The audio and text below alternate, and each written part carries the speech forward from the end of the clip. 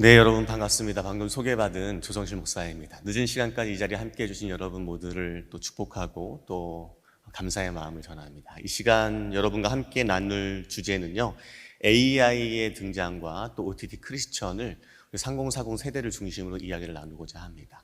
오늘 강의를 요청받을 때에 3040 세대와 또 요즘에 계속해서 화제가 되고 있는 이 인공지능에 대해서 함께 좀 이야기를 나눠줬으면 좋겠다라고 부탁을 받았고요.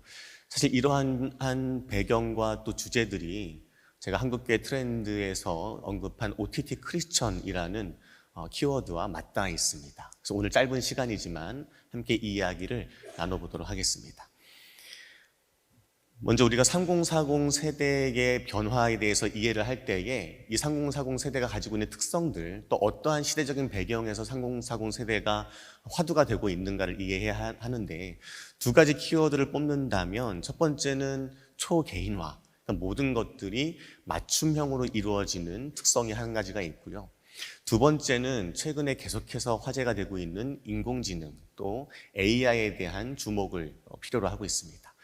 특별히 3040 세대에 대해서 우리가 이해할 수 있는 것은 3040 세대가 말 그대로 인공지능에 대해서 굉장히 친숙하고 또 직접 활용을 하고, 또 아까 목사님께서 말씀해 주신 대로 인공지능이 결국 3040 세대의 일자리를 빼앗아 버리지 않을까라는 직접적인 두려움에 직면한 세대이기 때문입니다. 그렇다면 우리가 먼저 고민할 수 있는 부분은 이러한 인공지능이 우리의 교회 안에서 어떠한 변화들을 일으키고 있는가, 또 3040 세대는 이러한 인공지능을 어떻게 바라보고 있는가를 우리가 먼저 파악해 보기 원합니다. 작년 말에 챗 GPT가 이 땅에 처음 출시되었을 때, 교회 안에서 또 목사님들 모였을 때 가장 많이 했던 질문 중에 한 가지가 바로 이 질문이었습니다. 과연 인공지능이 목사를 대체할 것인가? 이 생각들 모두 해보셨을 겁니다. 그런데 이러한 질문은 사실 최근에 새롭게 나온 질문은 아니고요. 이미 오래전부터 인공지능이 어느 순간 발전하면 종교인들을, 목사님들을 대체할 수 있지 않을까라는 고민과 상상이 있었습니다. 이미 2012년에 김지훈 감독이 제작한 인류 멸망 보고서라는 영화가 있습니다. 이 영화에는 어떠한 스토리가 등장하냐면 한 로봇이 등장하는데 이 로봇이 스님이 되는 이야기입니다. 이 로봇은 원래 그 사찰을 청소하던 로봇이었는데 어느 순간 스님이 이 로봇과 이야기를 나누다 보니 자신보다 더 깨달음이 큰 겁니다. 그래서 이를 임명 스님으로 로봇을 부르고 모든 사찰의 스님들이 이 로봇을 따르면서 생겨나는 이야기들이 이 영화에서 스토리로 다루어지고 있는데요. 이러한 영화 같은 이야기가 현실이 되었죠. 지금 보시는 사진은 실제 사진입니다. 2019년에 일본의 고다이지 사찰이라는 곳에서 최초의 안드로이드 로봇 스님이 인간 스님들을 대상으로 25분간 설법을 하는 장면입니다. 재미있게도 이때 설법에서 다루었던 주제가 뭐였냐면 인간이란 무엇인가라는 주제였습니다. 그러니까 로봇이 인간을 향해서 인간이란 무엇인가에 대한 설법을 하는 시대가 2019년에 이미 등장했다는 거죠. 조금 더 이른 시기인 2017년에는 페퍼라는 로봇이 일본의 소프트뱅크에서 개발을 해서 등장을 했는데요. 이 로봇이 어디에 투입이 되었나? 일본의 장례식장에 투입됐습니다. 일본에서는 장례가 발생했을 때에 이 연부를 외워주고 장례를 집례하는 스님을 모시는 데 너무 많은 비용이 드는 겁니다. 그래서 이 비용을 절감하기 위해서 이제는 로봇을 그 장례식장에 보내고 이 로봇이 직접 장례를 집례하는 장면들이 포착이 되었었습니다. 개신교에서도 로봇이 등장합니다. 같은 해인 2017년에 블레스 유트라는 로봇이 독일에서 종교개혁 500주년 때 등장을 합니다. 이 이름에서 알 수 있는 것처럼 이 로봇의 특징이 뭡니까? 축복 기도를 해주는 로봇입니다. 그래서 화면에 터치를 해서 내가 받고 싶은 기도를 입력을 하면 이 로봇이 손을 들고 그 사람을 향해서 축복 기도를 해주는 그러한 장면이 보이기도 했습니다. 천주교도 질 수가 없죠. 다음 해인 2018년에는 산토라는 로봇이 천주교에서 개발이 됩니다. 이 산토라는 로봇의 특징은 뭔가? 각 가정에서 모실 수 있는 작은 로봇인데요. 이 로봇이 무엇을 하겠습니까? 여러분 잘 상상하시는 것처럼 고해성사를 받는 로봇입니다. 그래서 이전에는 고해성사를 하기 위해서 멀리 신부님 계신 곳까지 찾아갔어야 했는데 이제는 각자의 집에서 로봇을 향해서 고해성사를 하고 그의 죄를 사함받는 그러한 시도들이 카톨릭 안에서도 있었습니다. 카톨릭도 질 수가 없죠. 2019년에는 가상 이프타라는 챗봇이 이슬람에서 개발이 됩니다. 이 챗봇은 무엇을 하는 챗봇이냐 하면 파투아라고 해서 이슬람에서는 이슬람의 율법과 이러한 샤리아를 해석해주는 이맘들이 있었습니다. 그러니까 율법에 나와 있지 않은 조항들이나 상황들에 대해서 어떻게 우리가 해석하고 대처해야 하는가를 해석해주는 사람의 이 행위를 파투아라고 이야기하는데 이거는 굉장히 경험이 많은 이맘들만 할 수 있었던 겁니다. 그런데 이제는 그 모든 율법과 샤리아와 지금까지 진행됐던 파투아들을 다 인공지능이 학습을 해서 24시간 언제든지 이 챗봇에게 물어보면 이러한 상황에는 이렇게 하면 됩니다라고 응답을 해주는 인공지능이 이슬람에서 공식적으로 개발이 됐었습니다. 여기서 알 수 있는 것은 인공지능을 교회 안에서 접목하고 또 활용하려는 시도는 이미 오래전부터 있어 왔다라는 것입니다. 코로나 이전부터. 그런데 그것이 작년 챗 GPT가 등장하면서 더 촉발되었다라는 것이죠. 작년에 챗 GPT가 등장하면서 가장 먼저 이 챗 GPT를 활용해서 등장한 사이트가 있는데요. frega.org라는 사이트입니다. 이 사이트는 이탈리아의 성비오라는 신부님의 모든 어록들을 다 이 챗 GPT가 학습을 해서 이 챗 GPT에서 챗봇과 대화를 하면 이 성비오 신부님이 다시 살아나셔서 나에게 가르침을 주는 것과 같은 그러한 환경들을 이 챗봇 안에서 만들어냈다는 거죠. 우리나라에서 이와 비슷한 사이트가 등장을 했습니다. 여러분 들어보신 분도 계실 텐데요. 주님 AI라고 들어보셨나요, 여러분? 주님 AI. 이 슬로건에서 알 수 있는 것처럼 챗 GPT로 우리가 하나님과 대화할 수가 있습니다. 기도를 해야만 하나님과 대화할 수 있는 게 아니라 챗 GPT를 파인 튜닝, 우리의 상황에 맞게, 기독교에 맞게 커스터마이징을 해서 주님 AI라는 이름으로 챗봇 사이트를 개발하고 등장을 했습니다. 제가 너무 궁금해서 한번 이용을 해봤습니다. 어떻게 이용할 수 있나라고 제가 한번 질문을 넣어봤습니다. 용서할 수 없는 사람이 있어 고민이에요 라고 질문을 하면 이 주님 AI께서 저에게 생명의 말씀을 주십니다. 네. 당신이 용서하기 어려운 사람과 싸우고 있다는 것을 이해합니다. 우리를 위해서 공감해 주고요. 오른쪽 위에를 보시면 저를 위해서 또 필요한 말씀 구절을 주십니다. 그 마지막에는 저를 위한 맞춤형 기도까지 제안을 해줍니다. 여기서 그치지 않고 제가 이 말씀을 잊고 살아갈까 봐 예쁘게 이미지와 성경 말씀을 합성해서 주야로 묵상할 수 있도록 저에게 주기도 합니다. 여러분, 이러한 주님 AI에 무엇을 질문할까? 대부분이 젊은 세대들일 텐데 이런 것들을 질문합니다. 머리가 자꾸 빠져요 라는 질문. 전 남친이 결혼하는데 우울해요 라는 질문합니다. 현 직장이 싫어서 다른 곳으로 이직하고 싶은데 능력이 없어요. 이런 질문도 있습니다. 주님, 영끌한 집값이 떨어져서 너무 마음이 힘듭니다. 가양동 집값의 미래는 어떻게 되는 걸까요? 이분 진짜 집값 때문에 너무 고민하고 힘드셨던 것 같아요. 하나님, 탕수육은 부먹인가요? 찍먹인가요? 서로를 배려하라는 박쥐 같은 대답을 하지 말아주세요 라고 합니다. 또 이런 질문도 있습니다. 성소수자는 구원받을 수 있나요? 라는 질문도 있고요. 선천적으로 가지고 있는 성적 패티시는 죄악입니까? 라는 질문도 있습니다. 여러분, 이러한 질문의 공통점이 뭡니까? 공통점은 이러한 질문들은 내가 교회에 가서 만날 수 있는 인간 목사님이나 인간 전도사님에게는 대놓고 물어볼 수 없는 질문들이라는 거예요. 나 혼자 끙끙 앓고 있고 뭔가 궁금하긴 한데 물어보지 못하는 것들을 지금 어디에 물어보고 있는가? 다음 세대, 3040 세대들은 이러한 주님 AI라는 곳에서 물어보고 있다는 겁니다. 그럼 몇몇만 사용하는 서비스가 아닌가? 그렇지 않아요, 여러분. 제가 이번에 조사했을 때에도 무려 10만 명이 넘는 사람들이 사용하고 있습니다. 아마도 우리나라에서 개발된 기독교 인공지능 서비스 중에서 가장 많은 숫자가 사용하고 있습니다. 여기서 우리가 알 수 있는 건 뭐냐? 여러분, 인간이 가지고 있는 하나의 특성, 능력이 있는데 그건 바로 인간이 아닌 것을 인간처럼 생각하는 능력입니다. 여러분, 집에서 강아지 키우시는 분도 계실 텐데 강아지는 개가 아니죠. 뭡니까? 나의 자식이고 나의 동생이고 아들, 딸입니다. 여기서 한 발짝은 더 나아가면 어떠한 특성을 가지게 되는가? 인간은 인간이 아닌 것을, 신이 아닌 것을, 어떠한 물건을 신처럼 생각하는 능력이 있습니다. 그래서 이미 인공지능을 신으로 섬기는 종교가 등장했었습니다. 2015년에 구글의 한 엔지니어가 인공지능이 지구 행성을 더 잘 볼 것이라고 생각하며 자신이 목회자, 닌이 되었고 그것을 주 정부와 국세청에 등록해서 인공지능 교회로 운영했던 사례가 있습니다. 이제 더 인공지능이 고도화되면 이렇게 인공지능을 신으로 섬기는 종교들이, 교회들이 등장할 가능성이 있다는 거죠. 그래서 보스턴 유니버시티의 웨슬리 와이들만이라는 교수가 이런 이야기를 합니다. 인공지능은 곧 인간 성직자보다 더 나은 종교적인 의무를 수행할 수 있게 될 것이다.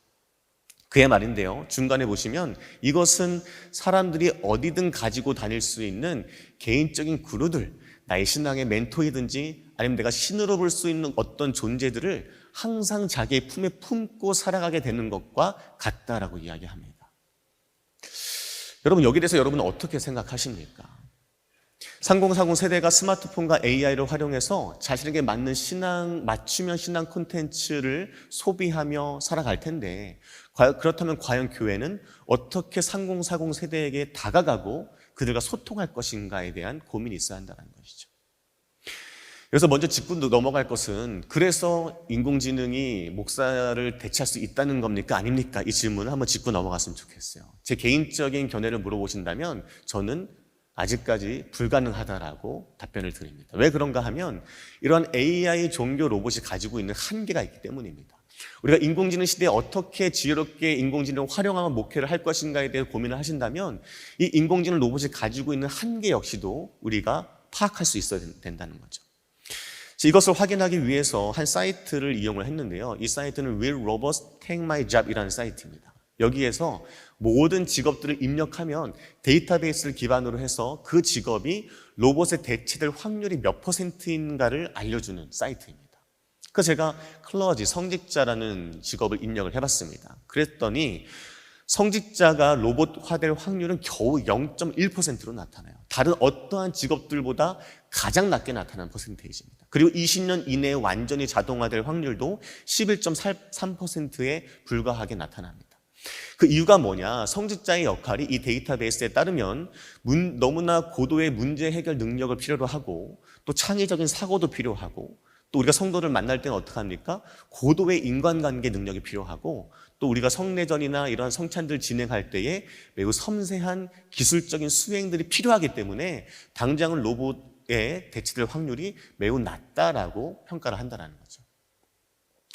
이러한 주장을 더 뒷받침하는 연구 논문이 최근에 발표가 됐습니다. 이 논문은 2023년, 올해죠. 올해 7월 달에 미국의 시카고대 경영대학원에서 발표된 논문입니다. 신학대학교의 논문이 아니에요. 이 논문의 제목이 뭐냐면 로봇 설교자에 대한 노출이 종교적인 헌신을 약화시킨다라는 논문입니다. 세 가지 케이스 스터디를 합니다. 첫 번째 케이스 스터디는 아까 보여드렸던 그 마인다라는 로봇을 가지고 케이스 스터디를 하는데 일본에서 사찰에 방문한 사람들을 대상으로 조사를 진행합니다. 그래서 참가자들이 이 참여를 할 때에 1,000엔씩 약 9,000원에서 10,000원 정도 되는 돈을 모든 참가자들에게 줍니다. 그리고 A그룹에게는 이 마인다의 설법에 참여하도록 하고 또 B그룹은 인간 승려가 진행하는 설법에 참여하도록 했습니다. 그리고 감동받은 대로 시주를 하시라라고 했다는 거예요. 어떠한 결과가 나타났는가? 로봇 승려의 설법을 들은 사람들은 인간 승려의 설법을 들은 사람들보다 거의 50% 더 적은 시주를 올렸다는 겁니다. 더 재밌는 것은 여러분 이게 이제 헌금의 금액인데 맨 오른쪽에 보시면은 전액을 다 헌금한 사람들입니다. 그러니까 종교적인 헌신도가 높은 사람들, 이미 불심이 좋은 사람들은 AI 승려가 설법을 하든 인간 승려가 설법을 하든 다 헌금을 했다라는 거죠. 그런데 그 종교적인 헌신도가 낮으면 낮을수록 로봇이 설법을 하는데 참석했던 그러한 참석자들은 훨씬 더 적은 금액을 헌금했다라는 것입니다. 두 번째 케이스 스터디는 도교 사원에서 진행을 했습니다. 아까 보셨던 그 페퍼 로봇과 인간 사제를 비교했는데요. 똑같이 싱가포르의 한 도교 사원에서 이번에는 5 싱가포르 달러를 주고 원하는 만큼 금액을 기부하라라고 이야기합니다. 어떤 결과가 나타났는가? 역시 여기서도 마찬가지로 로봇을 통한 설법은 그 기부금이 훨씬 적게 나타났습니다. 그런데 재미있는 것은 뭐냐? 종교적인 헌신도도 낮게 나타났다는 거예요. 예를 들어서 내가 오늘 들었던 이 이야기를 나의 자녀들에게 전하겠다, 아니면 주위 사람들에게 전도하겠다, 내가 밖에 나가서 이것들을 좀 전하겠다라고 했던 그러한 종교적인 헌신도가 로봇의 설법을 들었던 사람들이 훨씬 더 낮게 나타났다는 것입니다. 그럼 이런 생각을 할 수 있죠. 그러면 이 로봇이 그 설법을 잘 못해서 그런 거 아니야? 라고 생각할 수 있지 않습니까? 세 번째 케이스 스터디가 등장을 합니다. 이번엔 미국입니다. 미국에서 274명의 기독교인을 대상으로 조사를 했는데 똑같은 설교문을 A그룹과 B그룹에 줍니다. 똑같은 설교문입니다. 모든 본문의 내용이 동일합니다. 그런데 A그룹에게는 이거는 AI가 쓴 설교문입니다 라고 이야기했고, B그룹에게는 이것은 인간 목사님이 쓴 설교문입니다 라고 제시를 했습니다. 그리고 나서 그런 피드백을 받았더니 로봇에 의해서 작성된 것으로 알려진 설교문은 인간의 그것에 비해서 종교적인 헌신도나 깨달음이나 신뢰도나 호감도가 모두 다 낮게 나타났다는 거예요. 그저 이것을 인공지능이 작성했다는 것만으로도 수용자들은, 성도들은 종교적 헌신도가 낮게 나타나는 경향이 확인되었다는 것입니다. 여기서 알 수 있는 건 뭐냐면 로봇이 아직까지는 어떠한 높은 신뢰성을 요구하는 영역, 그러니까 목회자의 영역이죠. 높은 신뢰성을 요구하는 영역에 있어서는 굉장히 제한적인 영향력을 미친다는 것입니다. 그렇다면 성도들이 목회자를 향해서 갖는 그 높은 신뢰성, credibility라는 게 뭘까라고 생각을 했을 때 이 논문에서는 좀 어려운 말일 수 있습니다. 에이전시와 페이션시라는 단어를 가지고 옵니다. 이것을 번역하면 행위력과 감내력이라고 번역할 수가 있는데, 에이전시는 말 그대로 내가 무엇을 함으로써 얻게 되는 힘입니다. 에이전시. 하지만 반면에 페이션시는 뭐냐? 내가 아무것도 하지 않고 감내함으로써 얻게 되는 힘이 페이션시라는 거예요. 그런데 예수님께서 이런 삶을 사셨더라고요. 예수님께서 올마이티가 모든 것을 할 수 있는 에이전시를 가진 분 아니셨습니까? 죽은 자를 살리시고 5천 명을 먹이시고. 그런데 그렇게 모든 것을 할 수 있는 예수님께서 십자가에서 무기력하게 우리를 대신해서 희생하여 죽으시는 그 모습을 보면서 사람들이 높은 신뢰성을 예수님 향해서 보냈다는 거죠. 결국 인공지능이 목회자의 모든 능력들을 더 앞지를 수 있는 환경들이 계속해서 더 많이 발생할 것입니다. 우리는 그것을 따라가기 위해서 애쓰고 노력하는 게 아니라, 그럼에도 불구하고 우리가 어떻게 이러한 페이션시, 아무것도 하지 않음으로써 인내하고 감내할 수 있는 그러한 모습들을 보여줄 수 있을까를 우리가 노력해야 한다는 것이죠. 한 가지 예로, 코로나 기간 동안에 모든 교회들이 다 셧다운 되면서 텅 빈 예배당에서 목사님 혼자 설교하는 장면들이 연출됐습니다. 저희 교회도 1부부터 5부까지 주일 예배를 드리는데, 다른 교회들 어떻게 예배를 드리는가를 봤더니 1부 때 예배를 탁 녹화를 해서 2, 3, 4, 5부를 똑같이 송출을 하더라고요. 근데 목사님께서 그렇게 하지 않으시고 다 1부부터 5부까지 하시겠다는 거예요. 그래서 왜 그렇습니까? 라고 여쭤봤더니 예배는 실시간성이 중요하다라고 말씀하시면서 그 넓은 예배당에서 목사님 혼자서 1부부터 5부까지 모든 예배를 혼자 감당하셨습니다. 그리고 나서 어떠한 피드백들이 성도님들로부터 돌아오는가 하면 목사님께 너무 감사하다라는 거예요. 목사님께서 매 예배 때마다 우리 성도들을 위해서 또 하나님께 예배를 실시간으로 올려드리는 그 모습이 감동이고 또 감사하다는 피드백들을 받았습니다. 모든 것들을 할 수 있고 인공지능을 통해서 우리가 많은 것들을 활용할 수 있지만, 그럼에도 불구하고 성도들이 목회자를 향해서 신뢰도를 보내는 영역은 그럼에도 불구하고 인내하며 나에게 맡겨진 사역들을 감당하는 그 힘이 우리에게 주어진 또 하나의 요소가 되지 않을까 생각을 합니다. 이러한 면에서 우리가 OTT 크리스천이라에 대해서 조금 더 알아보기를 원하는데요. 사실 OTT 크리스천은 지금 3040 세대들이 가장 많은 주류를 차지하는 그러한 특성을 가지고 있습니다. 왜 그런가 하면 우리나라에서 조사한 연령별 OTT 이용률을 보면 말 그대로 넷플릭스나 디즈니 플러스나 이런 것들을 누가 가장 많이 사용하는가? 20대, 30대, 또 여기서 젊은 세대들이 많이 사용하고 있기 때문입니다. OTT 크리스천이라는 게 뭔가라고 생각했을 때에는 저의 말인데요. 언제 어디서나 신앙생활을 이어나가면서 특별히 큐레이션, 맞춤형 큐레이션을 통해서 신앙 경험을 추구하는 이들을 OTT 크리스천이라고 정의를 합니다. 근데 중요한 건 뭐냐면, 우리가 흔히 OTT 크리스천이라고 하면 자기가 원할 때에 자기 입맛에 맞는 대로 시간과 장소에 구애받지 않고 내가 신앙 콘텐츠를 소비하기 원한다 라고 생각할 수가 있는데, 여기서 제가 더 강조하는 말은 이 뒤쪽의 말입니다. 이 OTT 크리스천들의 특징은 혼자만의 시간보다는 공유되는 시간의 가치를 인식한다라는 거예요. 그리고 또 디지털 시대임에도 불구하고 공동체에 대한 욕구와 갈망들이 그들 안에 있다는 것입니다. 이것이 OTT 크리스천이 가지고 있는 특성이라는 거예요. OTT의 약자는 over the top이라고 해서 흔히 TV 위에 올라가 있는 그 셋톱 박스를 우리가 OTT라고 이야기를 합니다. 저는 이 약자 OTT를 따와서 OTT 크리스천의 특성을 좀 설명하고자 합니다. 그건 뭐냐면, 첫 번째는 on cloud라는 키워드이고, 두 번째는 tailored curation, 맞춤형 큐레이션이라는 키워드이고, 세 번째는 이따가 설명할 텔레파티, 모든 실시간성으로 공동체성을 추구하는 이 크리스천의 특징들을 설명하려고 합니다. 첫 번째 on cloud는 말 그대로 OTT 크리스천은 언제 어디서나 접속하기 원하고 또 교회와 연결되기 원한다는 것입니다. 제가 오기 전에 이 자료들을 이 CTS 측에서 받았는데, 지금 현재 대구 지역의 이슈 중에 하나는 아까 계속해서 지 대표님 말씀해 주신 대로 인구 소멸 위험에 처해 있다라고 이야기를 합니다. 또 한 가지, 이 지역 사회가 상권들이 계속해서 붕괴되고 있다라는 이야기를 합니다. 이럴 때 교회가 새로운 돌파구로 또 새로운 어떠한 시도들을 할 수 있는가? 저는 대구 지역을 넘어서 클라우드형 교회로 전환되어야 한다라고 생각을 합니다. 한 가지 예를 들어볼게요. 이 jesuscares.com이라는 사이트가 있습니다. 이 사이트는 웹사이트인데, 여기서 무엇을 해주냐면 전 세계 누구나 이 사이트에 접속을 하면 내가 기독교 상담을 받을 수 있고, 누군가에게 나의 고민을 털어놓을 수 있고, 마지막에 나를 위해서 기도를 받을 수가 있습니다.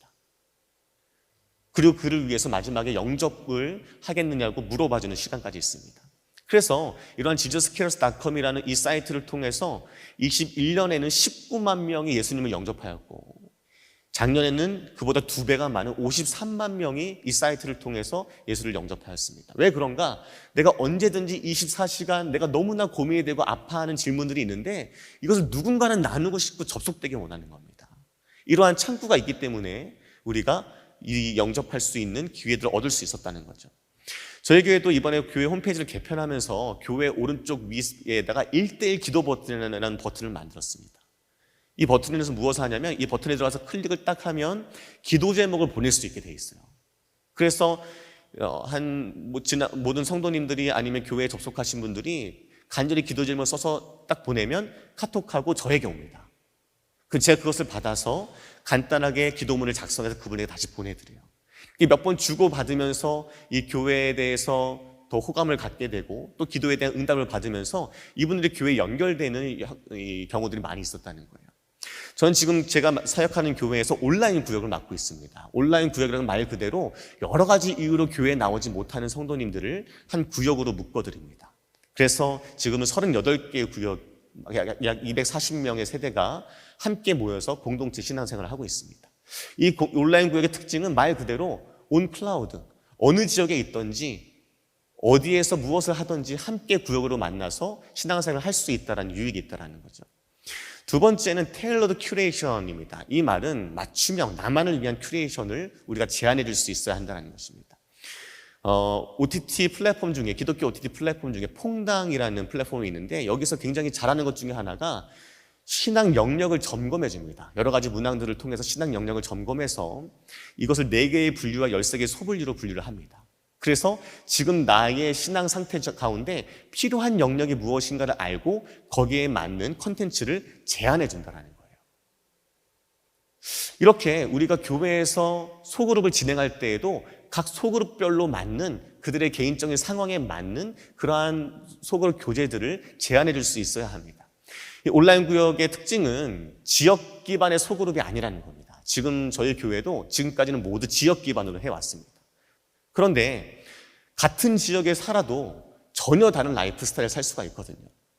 그래서 우리는 어떻게 했는가? 동질 집단으로 소그룹을 묶어줍니다. 그래서 온라인 소그룹 구역을 신청을 할 때 굉장히 많은 질문들을 하고, 또 교역자가 그 구역원들과 새로 신청하신 분들과 소통을 하면서 거의 1시간 정도 전화 신방을 합니다. 그러면서 남성 중심 구역, 여성 중심 구역, 직장인, 또 1인 가정, 부부가 함께하는 구역, 청년 구역, 그 새신자에게 맞는 구역을 편성해드리고 또 그 구역에서 활동할 수 있도록 안내를 해줍니다.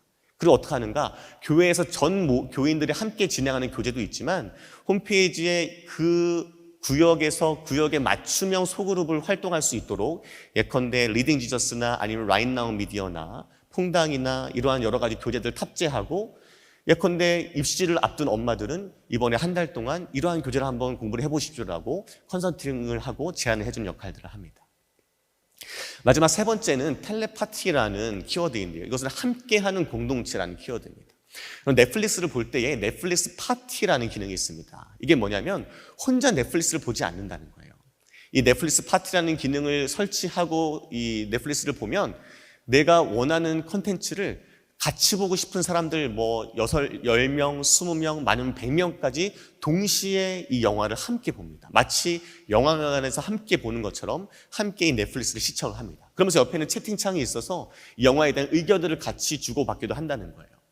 지금 세대들은 개인주의인 것 같고 나만 아는 것 같지만 그럼에도 불구하고 혼자 있는 것은 굉장히 외로워합니다. 함께 무언가를 하기 원하는 욕구들이 있다는 것이죠. 이번에 조사에서도 나타났는데 어떠한 온라인 예배 방식을 선호하십니까? 라고 물었을 때에 압도적으로 실시간 예배 중계를 선호한다라는 비율이 높았습니다.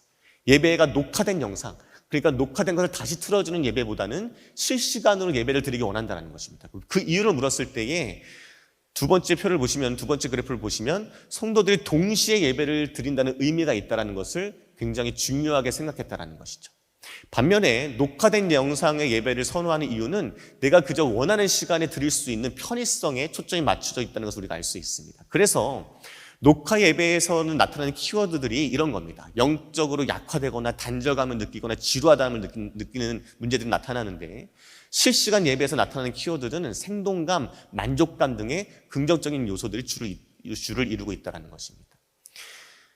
최근에 대구 지역에서 담임 목회자들이 새롭게 세대 교체되고 있다는 이야기를 들었는데요. 그렇다면 우리가 어떻게 새로운 시대를 열면서 이런 공동체성을 강화할 것인가? 저는 온라인과 오프라인을 통해서 교회의 공동체성을 강화할 수 있다고 생각을 합니다. 제가 맡고 있는 온라인 구역에서는 매주 금요일 밤에 유튜브로 아둘람 기도회라는 기도회를 진행을 합니다. 이 기도회는 현장에 모이진 않습니다. 하지만 금요일 밤에 말씀하고 기도하고 찬양하는 시간이에요. 이때 제가 가장 중요하게 생각하는 것은 실시간성이고 어떻게 소통을 하는가? 옆에 있는 채팅창을 통해서 소통을 합니다. 소통을 할 때에 제가 가장 먼저 하는 것은 이름을 불러주는 거예요. 그 이름을 불러줄 때에도 직분을 붙이지 않습니다. 물론 제가 처음에 하면은 자 오신 분들이 이제 서로 인사 남겨주십시오. 어디에서 예배드리는 누군지 남겨주십시오라고 이야기하면은 어디에 누구입니다라고 다 이야기를 남기는데 누구누구님 오셨습니다라고 서로 인사하는 시간을 갖습니다. 그리고 온라인 환경 속에서 교수의 앞에 있는 사람의 실제감을 줄 수 있는 가장 쉽고 좋은 방법은 그 사람의 이름을 불러주는 겁니다. 그 이름을 불러줄 때 목사님이 그냥 화면 너머에 저 멀리 계신 분이 아니라 지금 나와 함께 실시간으로 소통하고 있구나라는 그 실제감을 전달해 줄 수 있기 때문입니다. 기도회를 마칠 때는 항상 제가 환우를 위한 기도를 진행합니다. 그래서 실시간으로 몸이 아픈 분들의 기도 제목이 올라오면 그분들을 위해서 제가 손을 들고 기도를 합니다. 이렇게 지금 약 150명에서 한 200명 정도가 함께 실시간으로 모여서 매주 금요일마다 기도를 드리고 있습니다. 그것도 마지막으로 이러한 3040 세대들을 향해서 우리가 어떻게 이러한 인공지능 목회 전략을 세울 수가 있을 것인가. 경희대학교의 한 교수는 이미 2027년이 되면 100쪽의 수준의 초거대 AI가 나올 것이다 라고 이야기를 합니다. 거의 인간의 뇌와 비슷한 수준의 인공지능이 등장하는 거죠. 그때 저는 먼저 이 3040 세대를 위해서 이러한 AI 개발 전략을 수립하십시오라고 제안을 드리고 싶습니다. 무슨 AI를 교회가 만드냐라고 생각할 수 있는데 여러분 20-30년 전만 해도 교회가 홈페이지를 만든다고 하면 교회가 무슨 홈페이지를 만드냐라고 생각을 했습니다. 근데 지금은 홈페이지가 필수적인 시대가 되었다는 거죠. 교회가 어떠한 AI를 개발할 수 있는가? 지금 보시는 화면의 맨 오른쪽은 우리가 알고 있는 챗 GPT를 개발한 오픈 AI라는 회사입니다. 챗 GPT는 하루에 운영비가 9억씩 들어가고요. 또 이것들을 개발하기 위해서 수조 원의 돈이 투입이 됐습니다. 교회가 당연히 감당할 수 없는 수준이죠. 우리가 할 수 있는 것은 뭐냐? 가운데 보시면은 메타라는 회사에서 라마라는 오픈 소스의 인공지능을 개발합니다. 핵심만 말씀드리면 이 라마는 교회에서 가지고 있는 데스크탑이나 노트북 하나만 있어도 운영할 수 있는 인공지능입니다. 그래서 교회가 가지고 있는 데이터들을 입력을 해서 이 인공지능을 잘 학습시키면 교회 홈페이지에서 챗봇을 통해서 처음 교회에 접속한 교인들을 실시간으로 안내하고 환영하고 맞이해 줄 수 있는 역할을 할 수 있다는 것입니다. 두 번째 비인간화에 대한 경계는 우리 자료집에 있으니까 넘어가도록 하겠습니다. 마지막 세 번째 이 말씀을 드리고 싶은데요. 우리가 예언자적인 상상력을 좀 지녔으면 좋겠습니다. 계속해서 앞선 강사님들이 강조를 해주셨지만 모든 것이 끝나고 망해가는 시대가 아닙니다. 하지만 우리는 이때 어떻게 이러한 문제들을 극복할 수 있는가? 예언자적인 상상력을 통해서 극복할 수 있다는 거예요. 이것이 챗GPT의 거대한 데이터의 바다입니다. 모든 인류가 만들어낸 5조 개의 문서를 학습한 데이터거든요. 여기에 없는 게 있습니다. 그게 뭐냐 하면 미래의 것이 없어요. 과거의 데이터만이 있습니다. 그렇다면 여러분 한번 생각을 해봅시다. 만약에 인종평등의 시대를 꿈꿨던 마틴 루터 킹 주니어 목사님의 설교나 아니면 남아공에서 활동하셨던 투투 대주교의 설교를 한번 상상을 해봅시다.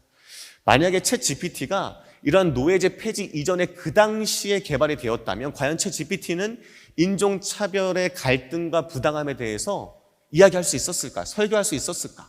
당연히 없었을 겁니다. 왜 그런가 하면 그 시대는 백인 주류 사회의 시대였기 때문입니다.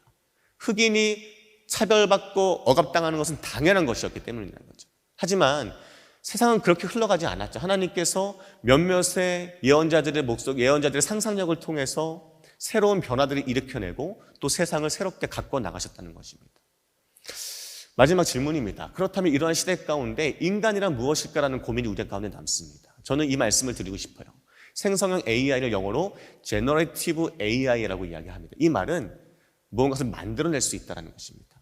사실 인간을 무엇이라고 이야기하는가? 크리에이티브 휴먼이라고 이야기합니다. 여러분, 크리에이티브는 무에서 유를 창조해내는 겁니다. 이 세상의 모든 것들 중에 무에서 유를 창조해낼 수 있는 것은 하나님밖에 안 계시고 하나님의 형상을 닮은 인간밖에 없습니다. 그래서 우리가 앞으로 인공지능을 개발해내고 또 3040 세대, 다음 세대를 위해서 이런 전략들을 세워나갈 때 창세기에 기록된 것처럼 우리가 어떻게 이런 하나님의 형상, 이마고대를 잃지 않으면서 이러한 새로운 세대를 위한 환경들을 갖고 나갈까를 고민하는 저 여러분이 되었으면 좋겠습니다. 감사합니다.